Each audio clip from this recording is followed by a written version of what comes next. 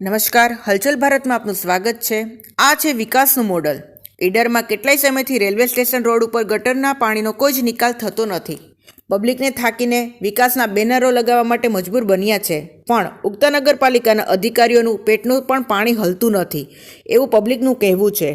હવે તો માનનીય ધારાસભ્ય લાડીલાને જે નગરપાલિકાની ચૂંટણીમાં ટિકિટો વેચવાનો રસ છે, તે પ્રજાને પડતી મુશ્કેલીઓમાં પણ રસ રાખે તો કંઈક લાડીલાની પદવી આપેલી શોભે, બાકી પ્રજાનું કોણ।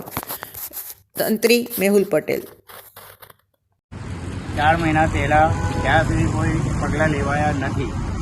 રેલવે સ્ટેશન ઈડર વારંવાર નગરપાલિકામાં રૂબરૂ જઈને પણ રજૂઆત કરી છે, છતાં પણ ઈડર નગરપાલિકાના કર્મચારીઓના પેટનું પાણી પણ હલતું નથી। છેલ્લા 6 મહિનાથી નગરપાલિકાની અરજીઓ તો આપીને થાક્યા, મૌખિક રજૂઆત કરી, લેખિતમાં આપી, પણ એ કંઈ કોઈ અનુસંધાને કંઈ કામ કરવા માટે રેડી થતા નહીં। બરોબર, છેલ્લામાં આ પગલું ભરવું પડ્યું, બોર્ડ મેકવું પડ્યું। પબ્લિકને આવું જવું ક્યાંથી હોય એ જાણ કરી છે સાહેબ। બાઇકો અને અવર જવર રોજના 50 થી 500 થી 1000 સાધનો જતા હશે। બરોબર, ગટર તૂટી ગઈ છે, અંદર ગાડીઓ અંદર વારી ઘડી પડી જાય છે, બરોબર, તો પણ નગરપાલિકાનું પેટનું પાણી હલતું નહીં।